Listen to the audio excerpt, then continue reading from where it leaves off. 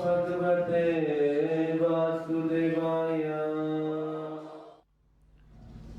श्रील प्रभुपाद जी कहते थे कि वास्तव में हम ये जो हरे कृष्ण का जप है और ये जो भक्ति की प्रक्रिया है और ये पूरा का पूरा हरे कृष्ण आंदोलन जो है, ये भगवान की कृपा से ही चल सकता है। एक बार प्रभुपाद जी ने डिट्रॉइट मंदिर में आना था, और जब डिट्रॉइट मंदिर में आना था तो भक्त लोगों को पता चला प्रभुपाद जी आने जा रहे हैं, तो एक हफ्ता बहुत मेहनत करते रहे वो लोग, रात दिन साफ सफाई, पेंट जहां पर टूटा था, मरम्मत था सभी, और व्यवहारिक रूप से कोई भी भक्त एक सप्ताह से सोया ही नहीं था।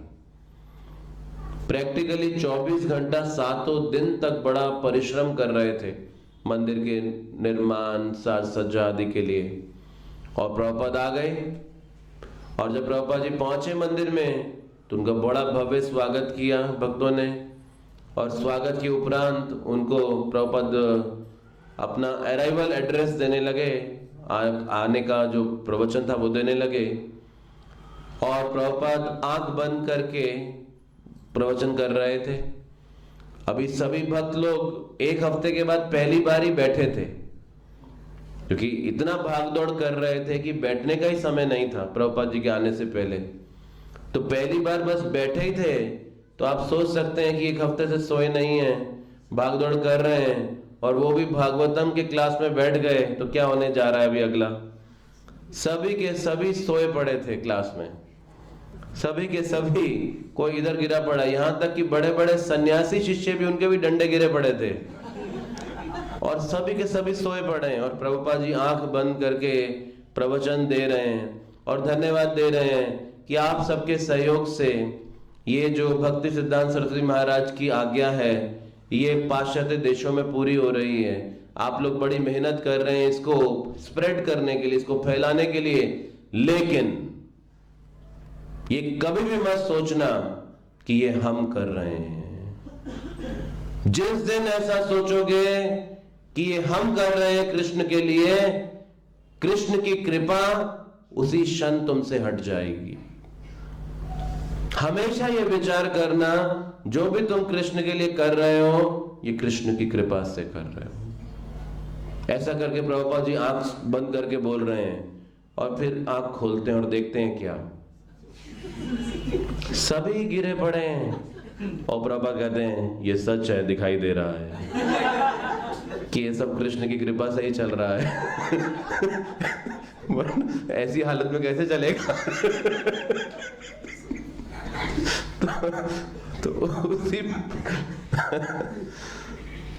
तो इसीलिए हमारे इस हरि नाम के जप में यही सबसे बड़ी बात है। अन्यथा इस हरि नाम को लेने में कोई कठिनाई नहीं, आप 24 घंटे रोज ले सकते हैं इसको, लेकिन इस अहंकार को दूर करने में कई जीवन चले जाएंगे। ये हृदय का शुद्धिकरण इतना आसान नहीं। तो बाधा हरि नाम में नहीं, बाधा कृष्ण भावनामृत की विधि में नहीं, बाधा हमारे हृदय के अंदर है। आचार्य कहते हैं कि भगवान के नाम के जप में, भगवान के नाम या उनके मंत्र में 3 भाग मुख्य रहते हैं। एक बीज मंत्र, दूसरा नाम मंत्र, और तीसरा समर्पण। तो जैसे हम कहते हैं ओम नमो भगवते वासुदेवाय, तो ओम जो शब्द है वो बीज मंत्र है, भगवते वासुदेवाय ये नाम मंत्र है, और नमः ये समर्पण है। तो एक मंत्र को भगवान को समर्पित किया जाता है उनके नाम के साथ, ओम नमः भगवते वासुदेवाय। तो अब बाह्य रूप से हम नमः कह रहे हैं, तो यानी कि हम भगवान को वो मंत्र अर्पित कर रहे हैं, लेकिन आंतरिक रूप से जब भावना भगवान के आश्रय को लेने की नहीं है और वो हृदय में विनम्रता नहीं है, तो वो शब्द तो नमा है, लेकिन हम कह रहे होते हैं ओम ममा भगवते वासुदेवाय। तो इसीलिए इस विनम्रता को जागृत करना इतना सरल भी नहीं। और फिर श्रीमद् भागवतम का कहना कि कलयुग तो सब अयोग्यताओं का युग है, तो ऐसी अयोग्यताओं में हम सब अयोग्य हो जाते हैं इस भगवान की कृपा के रूप, इस शुद्ध भक्ति के मार्ग को प्राप्त करने में। तो सुखदेव गोस्वामी कहते हैं क्या है अयोग्यता हम सब में? प्रायन अल्प आयुषु कलो अस्मिन युगे जना, कि कलयुग के युग लोगों में सबसे बड़ी क्या है अयोग्यता? अल्प आयु की। तो आयु अल्प है, अभी 30-40 साल में हार्ट अटैक आ जाते हैं, तो आयु अल्प हो गई है। चाहे सुविधा बड़ी हो मेडिकल की, लेकिन आयु कम है। प्रायन अल्प आयुषु, फिर कलो अस्मिन युगे जना मंद। मंद का मतलब है कलयुग के लोग अल्प आयु वाले ही नहीं, साथ में आलसी भी हैं। इसीलिए जब हम कभी बुक टेबल्स पे जाकर गीता वितरण करते हैं और कभी किसी के हाथ में अगर भागवतम पकड़ा दें तो ऊपर से नीचे तक हमें देखता है, बोला इतना बड़ा पढ़ना पड़ेगा। तो हम बताते हैं तो फर्स्ट वॉल्यूम है अभी, हाँ अभी 17 और है इसके पीछे, तब भागवतम पूर्ण होगा। उसको चक्कर खा के गिर जाता है वो। फिर अभी आप देखो C++ प्रोग्रामिंग पढ़ने के लिए कितना किताब पढ़ते हैं, नहीं? तो इस भौतिक जगत की पढ़ाई को पढ़ने के लिए कितना मोटी मोटी किताब पढ़ते हैं, उसमें नहीं डरते, लेकिन भागवतम का एक वॉल्यूम देख के डर जाते हैं लोग। कैसा मंद, आलसी आध्यात्मिक जीवन के लिए। तो प्रायन अल्प आयुषु कलो अस्मिन युगे जना मंद सुमंद मतयो, बुद्धिहीन है, सुमंद मतयो। पीछे हमने एक कोर्ट में बुक टेबल लगाया था और वहां पे सभी वकील लोग घूम रहे थे। तो एक वकील आया, वो अभी इनका आर्ग्यूमेंट करने की बड़ी आदत रहती है, तो बड़ा दिमाग खराब कर रहे थे। बुक टेबल जो भी आता था बहुत लंबे लंबे आर्ग्यूमेंट करता था, आधा घंटा बहस करता था, फिर जाके किताब लेके जाता था। तो उनका तो दिन भर प्रोफेशन यही है, बहस करना, डिबेट करना, और हमारे लिए बड़ी परेशानी हो गई वहाँ बुक टेबल पे। तो एक आया, बोला ये क्या है? मैंने बोला गीता है। बोला किसकी है? मैंने कहा भगवान कृष्ण ने भगवत गीता। बोला एक कबीर गीता है तुम्हारे पास क्या? मैंने कबीर गीता, मैंने तो कभी सुना नहीं ऐसा। बोला नहीं आजकल आता है कबीर गीता, वो भी रखना चाहिए तुमको। मैंने कहा उसमें क्या है? बोला वो कबीर जी ने दिया है। मैंने कहा कबीर जी कौन है वो? बोला वो तो ब्रह्म ज्ञानी थे। मैंने कहा ये तो परम ब्रह्म की बात है भगवत गीता, आप तो सिर्फ एक ब्रह्म ज्ञानी की बात करें। करे कौन है परम ब्रह्म? मैंने कहा देखिए अर्जुन कह रहे हैं गीता में, हे भगवान आप परम ब्रह्म है। बोले ये तो अर्जुन ऐसे ही बोल रहा है, उसको समझ नहीं है, वो परम ब्रह्म में था, वो ब्रह्म में होके कैसे जानेगा कौन परम ब्रह्म है? मैंने कहा अगर वो ब्रह्म में था तो ठीक है, अर्जुन नहीं समझ पाया, लेकिन ब्रह्मा जी भी बोल रहे हैं, अरे वो तो डिफॉल्टर है।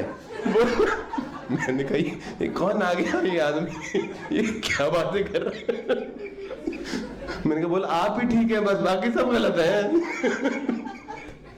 फिर एक दूसरा वकील आया, वो भी देखने लगा, फिर आधा घंटा वो भी बहस करता रहा। मैंने कहा ले हाथ में ही नहीं ले रहा गीता, बहुत देख रहा ऐसे ही करके खड़ा रहा। बोला नहीं ऐसे ही देखूंगा, हाथ में नहीं ले रहा। तो फिर मैंने कहा हाथ तो लगाइए। बोले मैंने नॉनवेज खाया हुआ है। बोला हाथ नहीं लगाऊंगा। मैं कोई प्रॉब्लम नहीं है, आपको थैली में डाल के देते हैं ये लो, हाथ लगाने की जरूरत नहीं है, ऐसे ही पकड़ के ले जाओ। ये सुमंद मतया है, बुद्धिहीनता है। डिग्री गले में है इतनी बड़ी बड़ी, लेकिन बुद्धि नहीं है। तो ये कलयुग की डिस्क्वालिफिकेशन है। तो अल्प आयु, मंद, सुमंद मतयो, और फिर इसके ऊपर मंद भाग्य भी है, दुर्भाग्य। एक जब प्रभुपाद जी ने पहला मंदिर बनाया 26 एवेन्यू न्यूयॉर्क में 1966 में, तो दोपहर के समय एक हिप्पी आया और उसको किसी ने इनविटेशन कार्ड दिया था मंदिर का कि ये मंदिर है हमारा, आइए, कार्यक्रम होता है, सत्संग होता है, आप आइए।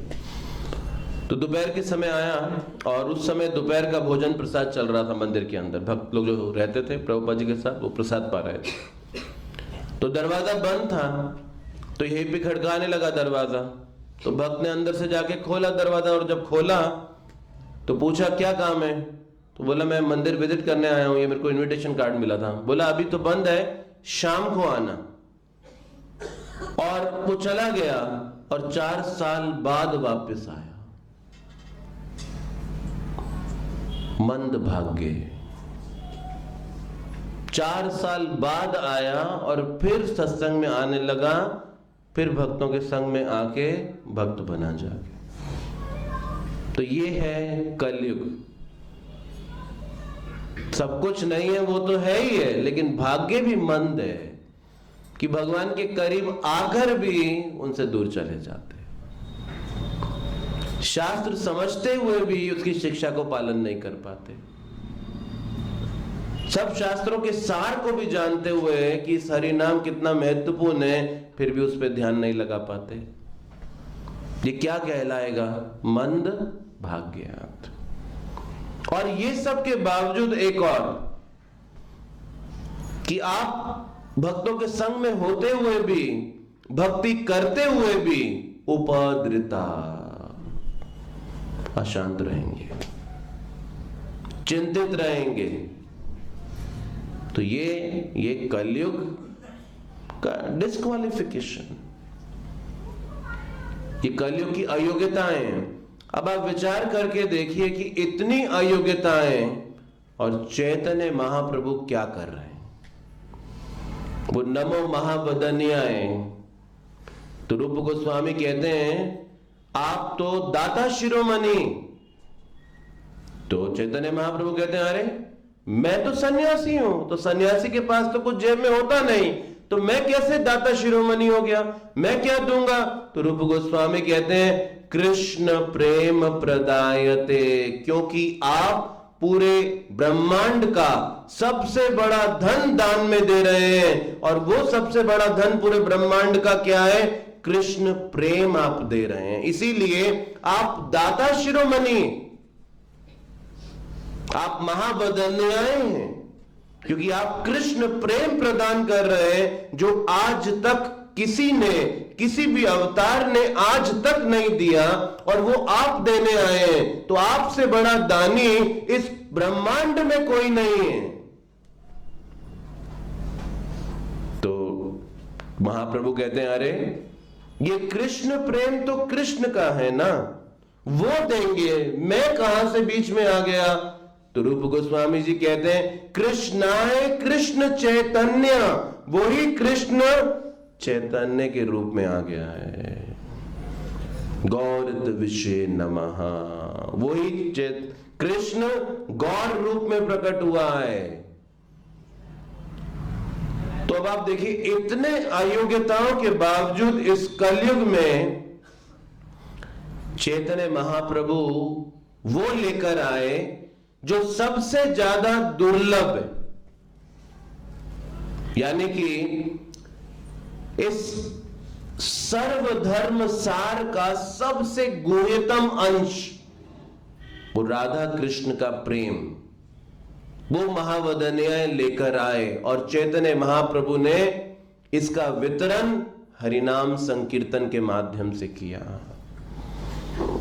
जब राजा प्रताप रुद्र अपने महल से खड़े देख रहे थे चैतन्य महाप्रभु के भक्तों को नृत्य करते, कीर्तन करते, तो राजा प्रताप रुद्र आश्चर्यचकित रह गए और काशी मिश्र को बुलाकर कहते हैं, ओ काशी मिश्र, कोटि सूर्य सम सब उज्जवल वर्ण, कब नहीं सुनिए मधुर कीर्तन। वो कहते हैं ओ काशी मिश्र, ये जो लोग भक्त लोग हैं, ऐसा लग रहा है जैसे कई सैकड़ों सूर्य एक साथ उदय हो गए हो। इनकी देह से कैसी आभा निकल रही है, ये कौन है ये सब? ऐसा मधुर कीर्तन मैंने आज तक नहीं सुना। ऐचे प्रेम, ऐचे नृत्य, ऐची हरि ध्वनि कहां नहीं देखी, कहां नहीं सुनी। ऐसा प्रेम, ऐसा नृत्य, ऐसा कीर्तन और ऐसी हरि ध्वनि मैंने कहीं सुनी नहीं, कहीं देखी नहीं। ये कौन लोग हैं काशी मिश्र? तो काशी मिश्र कहते हैं, राजा प्रताप रुद्र ये चैतन्य महाप्रभु के पार्षद अनुयायी हैं। प्रभुपाद जी कहते हैं जगन्नाथ मंदिर कीर्तन के लिए बड़ा प्रसिद्ध है और ये हैं प्रताप रुद्र जो कि पुरी के राजा हैं, और उन्होंने उस जगन्नाथ मंदिर में बहुत से कीर्तनियों को देखा है और बहुत से कीर्तन को सुना है। लेकिन जब वो पहली बार चैतन्य महाप्रभु के अनुयायियों को कीर्तन करते देख रहे हैं तो वो आश्चर्यचकित है उनके वर्ण की कांति को देख के, उनकी हरि ध्वनि को देख के वो आश्चर्यचकित है कि कैसा अद्भुत ये कीर्तन कोई कर रहा है। प्रभुपाद जी कहते हैं जो कोई भी गुरु परंपरा का पूर्ण रूपेण आश्रय लेगा और उनकी निष्ठा से सेवा करने की कोशिश करेगा, वो जो बोलेगा, वो जो गाएगा, वो जो कृष्ण की प्रसन्नता के लिए करेगा, वो पूरे संसार के हृदय को द्रवित कर देगा। और यही प्रभुपाद जी ने किया। 70 साल की आयु में न्यूयॉर्क शहर में, अमेरिका के अंदर उस गुरु परंपरा की वाणी को हृदय से पालन करने की कोशिश की और अद्भुत शक्ति उस 70 साल के स्वामी में कि उन्होंने उस अमेरिका देश को हिला दिया अपने कार्यों से। 12 साल के कम समय में पूरे विश्व के अंदर एक नई आध्यात्मिक क्रांति का आरंभ कर दिया। ये गुरु परंपरा का निष्ठा से पालन करने का परिणाम था। और जो राधा प्रताप रुद्र इसको विटनेस कर रहे थे जगन्नाथपुरी के अंदर। तो इसीलिए हमें इस बात पे विचार करना चाहिए कि हम सब उस भगवान के प्रेम को प्राप्त करने के मार्ग में हैं, लेकिन फिर भी बहुत दूर हैं। और दूरी है किस बात की? कि इस हृदय के शुद्धिकरण की दूरी, ये हृदय के शुद्धिकरण की दूरी। इसलिए बड़ा सावधान रहना चाहिए अपने हृदय की इच्छाओं को लेकर। ये अनर्थ हमें भक्ति के पथ पे होते हुए भी भक्ति के पथ से डिविएट कर देते हैं। कई बार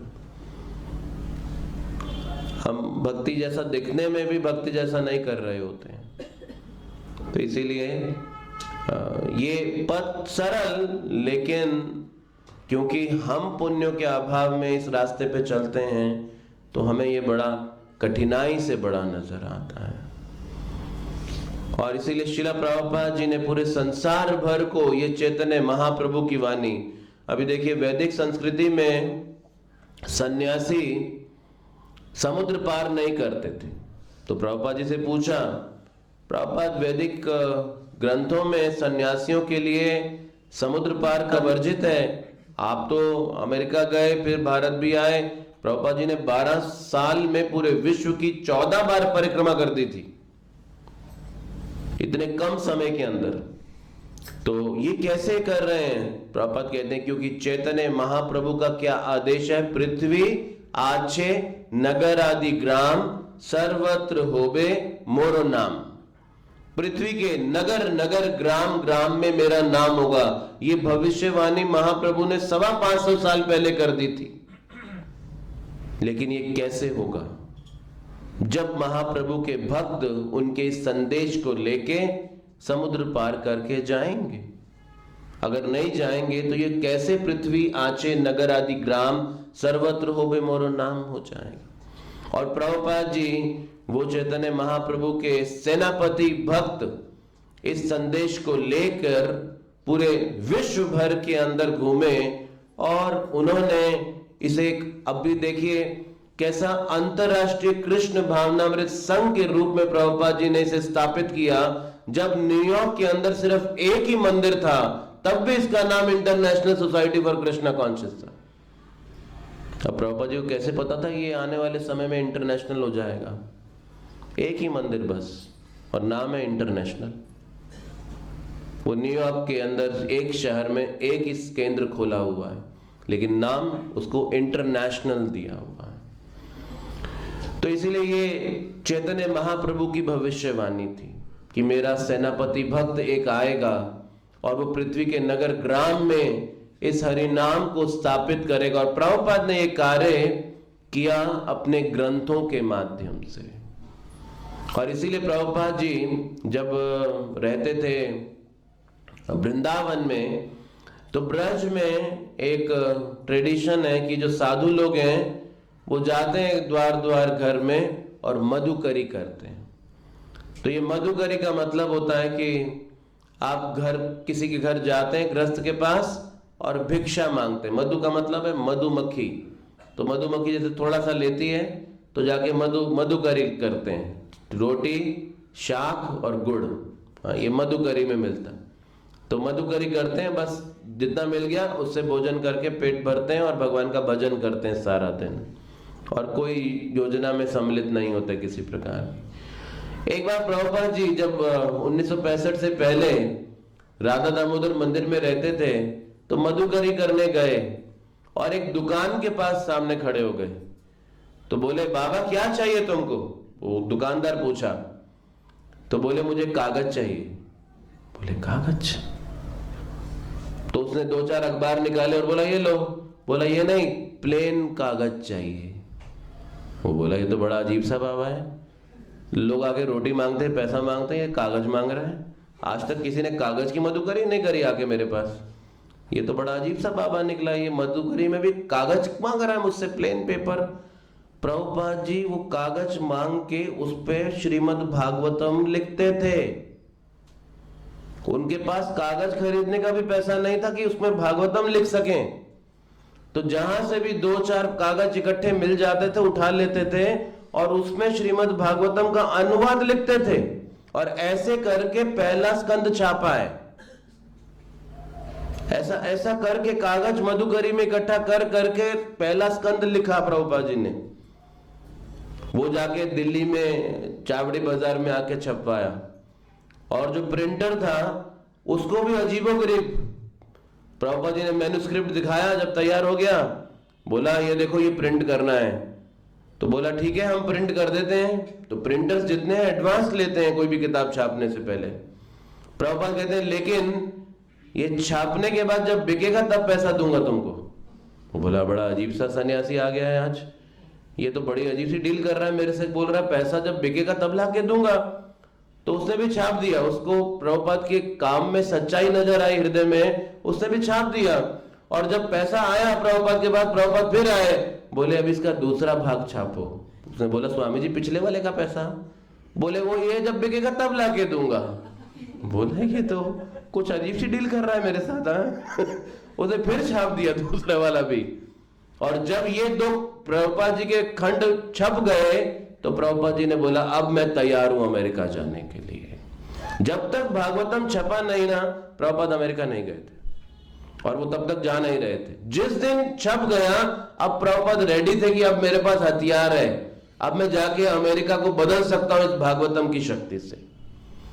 तो प्रभुपाद जी ने इतना बल दिया इन ग्रंथों को, और इतना, और एक बार वो प्रिंटर कहता है, स्वामी जी आए थे और वो स्वामी जी ने मुझे जब दूसरा खंड छापने के लिए बोला और पैसा दिया और बोला पहले के लिए बाद में दूंगा जब ये बिक जाएगा, तो मैंने बोला, स्वामी जी आपने कुछ खाया है क्या सुबह से? नहीं। और ये 11 बजे का समय था। तो प्रभुपाद कहते हैं, कल दोपहर को खाया था। तो आखिरी भोजन उन्होंने पिछले दिन दोपहर को खाया हुआ था, और अगले दिन सुबह का 11 बज चुका था और कुछ खाया नहीं हुआ था। और किसकी चिंता कर रहे हैं? और जितना पैसा था उनके पास, जो वो भागवतम को बेच के लाए थे, वो सारा दूसरा वॉल्यूम छपाने में लगा दिया। अपने लिए ब्रेकफास्ट का पैसा भी नहीं निकालते थे। तो इतने चिंतित थे प्रभुपाद कि इन ग्रंथों को लोगों तक कैसे पहुंचाया जाए, क्योंकि इन ग्रंथों में अद्भुत शक्ति है। ये लोगों का जीवन बदल सकते हैं। रिसेंटली बद्री नारायण महाराज दादा पारसारथी मंदिर में आए थे और बड़ी अच्छी स्टोरी सुना रहे थे। कह रहे थे शिकागो मंदिर में वो एक भक्त से मिले जो कि ब्रह्मचारी है अभी वर्तमान में, और ये ब्रह्मचारी बनने से पहले चोर था और उसका बड़ा यूनिक स्टाइल था चोरी करने का। वो घर ढूंढता था जिस घर के साथ पेड़ लगता था और पेड़ पे चढ़ के उनकी बालकनी में कूदता था और फिर जो खिड़की दरवाजा खुला होता था उसके अंदर घुस जाता था और इंतजार करता था पेड़ पे चढ़ के कि मकान मालिक बाहर जाए, और जब बाहर निकलता था वो गाड़ी उसकी जाती थी, कूद जाता था बालकनी में। लाइट नहीं जलाता था और लाइट बिना जलाए अंधेरे के अंदर बेडरूम में जाके बेड के आसपास वो कहता है कि लोग अपना कीमती सामान रखते थे, कुछ उनका ज्वेलरी बॉक्स या फिर उनका कुछ कैश आदि वो बेड के आसपास ही रहता था। तो कहते हैं एक बार मैं प्रतीक्षा कर रहा था कि मकान मालिक घर से बाहर निकले और आवाज आई गाड़ी निकल गई, लाइट बंद है अभी घर में, और मैं पेड़ से कूद गया उनकी बालकनी में और खिड़की से अंदर कमरे में जब घुसा तो अभी कुछ ढूंढ ही रहा था। तो लाइट नहीं जला सकते क्योंकि लाइट जलाएंगे तो आसपास के लोग उठ जाएंगे, पड़ोसी लोग, और वो अलार्म बजा देंगे, तो लाइट नहीं जला सकते और मैं अंधेरे में ढूंढ रहा था। तो इतने में गाड़ी वापस आने की आवाज आ गई, वो वापस आ गया, पता नहीं कोई काम था क्या करके आ गया। तो अभी ये बेडरूम में और इनको भागना है, तो ये क्या कर रहे हैं, बोला चलो भागते भागते कुछ तो उठा के लेके जाओ, इतना मेहनत करके घुसाओ तो कुछ परिश्रम का फल तो मिलना ही चाहिए। नहीं तो बेडरूम में घुसे, अपने उनके बेड के पास में जो कबर्ड था उसके ऊपर एक बॉक्स पड़ा था, उठा लिया और फटाक से कूद गए, पेड़ से नीचे उतरे और दूर जाके जब वो बॉक्स खोला तो वो बॉक्स नहीं, वो भगवत गीता यथारूप था। तो आज गीता चुरा के लाया और वो गीता चुरा के लाया और ये आज शिकागो मंदिर में ये भक्त ब्रह्मचारी बना है उस गीता को पढ़ के। तो ये अद्भुत शक्ति है प्रभुपाद जी के ग्रंथों में, और इसीलिए प्रभुपाद जी ने कहा कि मेरा बेस्ट इन किताबों के अंदर है, मेरा जो सर्वश्रेष्ठ है वो मैंने इन ग्रंथों में डाला है। तो प्रभुपाद जी कहते थे कि जैसे आपके पास खाने को हो और आपके आसपास लोग भूखे मर रहे हैं, आप खा पाओगे? तो उसी तरह से आपको ये मार्ग मिले हरे कृष्ण भक्ति का, लेकिन आसपास संसार के लोग भगवान के विहीन आध्यात्मिक रूप से भूखे मर रहे हैं, तो ये हमारा कर्तव्य है कि हम उनको जाकर इस मार्ग को दिखाएं।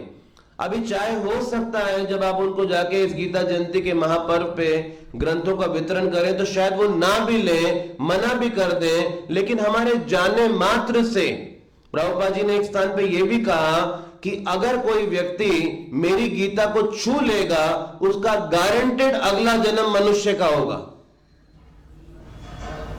तो कम से कम कोई नहीं ले तो बोले हाथ तो लगा दो, ठीक है हाथ ही लगा दो।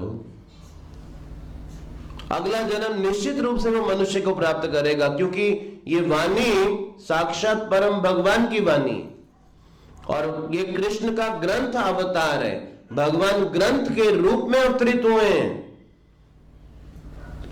तो हमें बस इतना मात्र करना है, इसे लोगों के पास लेके जाना है। तो ये गीता लोगों के पास जाना चाहती है, लेकिन इसे कोई माध्यम चाहिए जाने के लिए, वो आप सब बन सकते हैं और इस प्रयास में हम शुद्ध हो जाएंगे, हम भगवान की कृपा को प्राप्त करेंगे। तो चाहे कोई ले या ना ले, एक कर्तव्य के रूप में, एक समाज की सेवा के रूप में हमें इस ग्रंथों को लोगों तक पहुंचाने की कोशिश करनी चाहिए। तो इसलिए 19 दिसंबर मोक्षदा एकादशी जो कि गीता जयंती है, और इस पर्व में महाप्रभु ने कहा कि जन्म सार्थक कोरि कर पर उपकार, अपना जीवन हम सार्थक करें और दूसरों पे भी उपकार करें, उनको इस भगवान की भक्ति का रास्ता दिखाएं। तो आप सब प्रयास कीजिए कि इन ग्रंथों को लोगों तक पहुंचाने में मदद करें और लोगों को इस बात की प्रेरणा दें कि कि वो इस गीता ग्रंथों को लें, पढ़ें अपने जीवन में और अपने इस नर्क के मार्ग को समाप्त करके भगवान के धाम के मार्ग को खोलें। हरे कृष्णा।